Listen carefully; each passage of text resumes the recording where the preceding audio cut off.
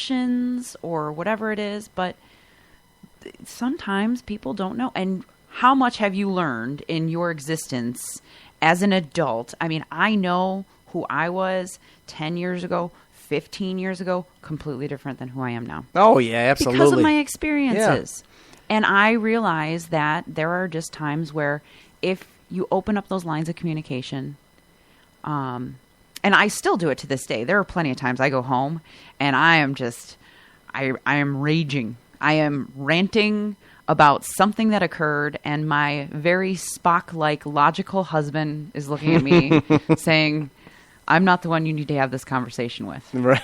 I'm like, can I just talk? This is going back to just me venting. And he's like, why don't you vent to somebody who's actually going to change something? Oh. Whatever, Spock. Go back to your computer. That is so funny. Well, you know what? Good for women standing up, and that must have. I can imagine the struggle that they went through, to get the right to vote, and 100 years ago, you couldn't talk about communication. Oh, right. That was not okay. You're the lady. You're at home. You cook dinner. Honestly, and now I'm cooking dinner. Well, and if you follow me on Facebook, you'll see that I posted that avocado chicken wrap that I made the other day for Jill. Jill posted it on there, and it looked good. Good job. Yeah, I do a lot of cooking, and not only there, it's kind of like being at the firehouse too. I do a lot of the cooking there as well, and the guys help out, or else I'll help them if they're going to cook something. But the majority of the cooking I do, and that's where I kind of learned. I'm like, you know what? This stuff tastes good. I used to guinea pig my family when I first started cooking for the guys. I'm like, I'm going to make sure my family likes it. And if they like it, the guys at work will like it. Now it's reverse. It's like, hey, I'm making this for you. If you guys don't like it, whatever. I did something very similar. First time I ever cooked Thanksgiving dinner was actually for everybody at the jail because we were all working during Thanksgiving. Okay. So first time I ever made a turkey. Another coworker of mine, she came over, and in this tiny little galley kitchen that I had in my first house, we made this it was like a 23 or 25 pound turkey. Oh my goodness. I was like, how are we going to do this? And she calls her mom. Oh, yeah. And so her mom's on speaker, and we're prepping this turkey, and we're stuffing it, and we cooked it up. We brought it to work, and everybody's like, this is great. And I'm like, awesome. I'm cooking Thanksgiving dinner every year for my family. Right. And from that moment forward, I always had Thanksgiving dinner at our house because I tested on my coworkers. Yeah, why not, right? Best place to do it, And then speaking of Thanksgiving, to get off a little subject here, that's when I want to start introducing a little bit of a self-defense for women, like, through the radio, what they can do and how to protect themselves when they go shopping for the holidays. Because that's really big. I'm kind of tired of seeing these punk and coward people robbing these women or beating them, and there's little stuff that you can do to protect yourself that you really don't think. And even to this day, I tell my wife, the purse, hold it in front of you. The best thing to do in the holidays, not carrying a purse, carry one of those little wallets so it's in your hands. Or, yeah, there you go. Yeah. So I think one of the main things that anybody in these situations, not just women, because there's plenty of men that can be taken advantage of too. Pay attention. Oh, yeah? Get off your phone. No, Right. seriously. No, I hear you. Like, we're not supposed to text and drive. We're not supposed to call and drive or whatever. It's supposed to be hands-free. So as soon as you hit the parking lot, what's the first thing you do? You grab your phone. Mm-hmm. You start messing around. Walking from your car to the store, put your phone in your pocket. Mm-hmm. When somebody looks at you, make eye contact with them. Right. Play a game with yourself, if you will. As you walk past, can you remember what the person that you just passed was wearing? That is cool. Yeah. No, I can't. Tell people this. I want people to, because the people that are attacking other people in society are cowards. Right. Absolutely. They are cowards, and they are looking for a victim. They are looking for a target. And our PTK coach, Alex, and my PTK coach, Paul Ingram, says, if you look like food, you're going to be eaten. Right. Yeah. It couldn't be more truthful. Oh, absolutely. It doesn't even have to be aggressive. Like, what was it? That movie with Sandra Bullock. Speed. was it Miss Congeniality? Oh, yes. Where they're like, she needed to get the attention of everybody, and she's just now making faces. It doesn't even have to be that, because she was already her character's already an aggressive person by nature and wanted to take people by force on a regular basis, and they were trying to teach her to be much more approachable. I want approachable women to be much more aggressive. You don't have to go down the street growling at people, but by all means, making that eye contact.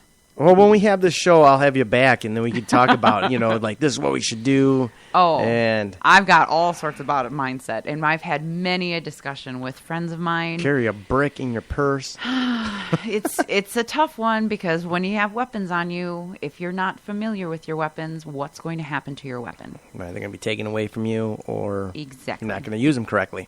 Exactly. So, yeah. Yeah, that's another story for another time. Yeah, we'll do that. We'll definitely do that, because I want women to be protected. And that's the whole theme of the show, is girl power here at WXMR 94.3 LPFM, Ringo Radio. That's what we're talking about, is the girl power. We're a little past 10, and I still want to talk about the first woman in Congress, which was Jeanette Rankins. Rankins?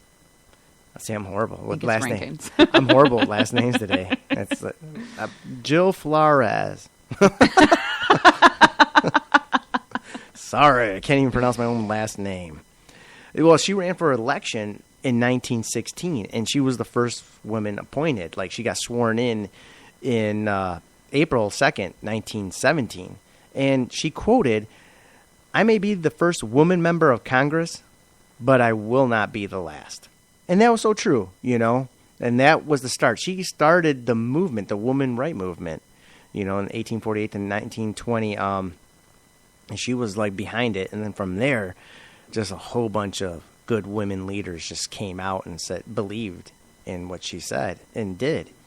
And that was the beginning of the fight for women's suffrage.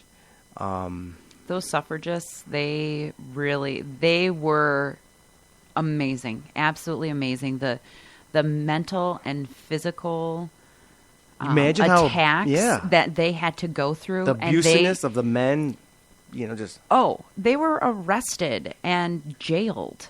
Oh, and pretty much tortured while in jail because of their wanting just to be seen as an equal. And that's what the people today need to see. And I don't know if they teach that in school or not. Maybe we'll go to the history class after this. Nice. But but you know what? That needs to be taught to people. Like, even grown-ups are not even going to know that. Like us grown-ups. We should. You have to know the history. You have to know the people that bled for you. Yes. And I think a lot of us take it for granted. At least I did. Before I started reading all this, I'm like, oh my goodness. Oh my gosh. It's like if you talk about slavery, you can go on and on and on. But, back then, black people owned black people, right. And people don't know that. They're not educated on that. And I'm not trying to get involved in that, but, right. And it's very difficult sometimes, because now we're over inundated with different places that you can get information from. When I was growing up, there was no internet. Yeah, I'm not a spring chicken. Right. So...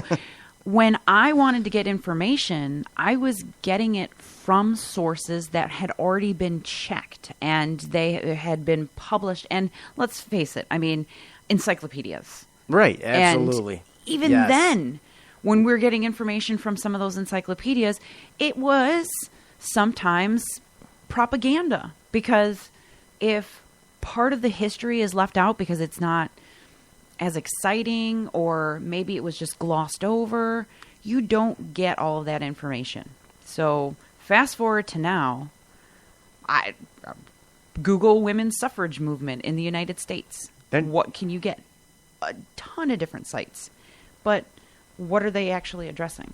What are you looking at? Go for the history part, not the propaganda, right. and not the sensationalized news. Because that just fuels fire, It does. That's what that does. It really, really does. But the history of them, like, wow, these women suffered, Yeah. That's what people need to learn about. And how they were able to move forward. Because their struggle, their fight actually got them somewhere. How did they do that? What technique, what tactics did they use and able to move us forward to where we're at today? They stood strong. They stood together. And honestly, sometimes people forget that. And that's why when now I'm seeing all these memes about women, strong women support women, or strong women are supported or are empowered by strong men, or something, something along those lines. Why do we have to have these reminders? Because people forget. Right. Yes. And I get it. There are times where people want to just kind of talk smack and, just point and ridicule, and don't think I'm not one of those people, because I sure like my fair share of just, raging, ranting about something. I like to do it behind closed doors, but to make sure that I am empowering people, men, women alike, in something that's actually going to be beneficial to our community, our society. That's huge. Yeah, and that bill was passed in 1920, women's right to vote. And yay for women, 1920. 1920. And that was long ago. Almost 100 years ago. Yeah, and even then, you weren't treated equally. Not even in the 50s. I know. I think it's like when the 70s hit, you started seeing the more of the Peace Act and you have to look at like the values and the traditions that are carried on in households. It starts at home. And even though a woman may have felt that she wanted to be equal in voting and stuff like that, there's certain things, like my daughter for the longest time didn't want to wear dresses. She's like, why can't I just wear pants? And I'm like, dude, you're lucky. We don't have to wear pants in public. We get to wear a dress. Right. Here I am trying to get my daughter to wear. She matches her weapons to her high heels.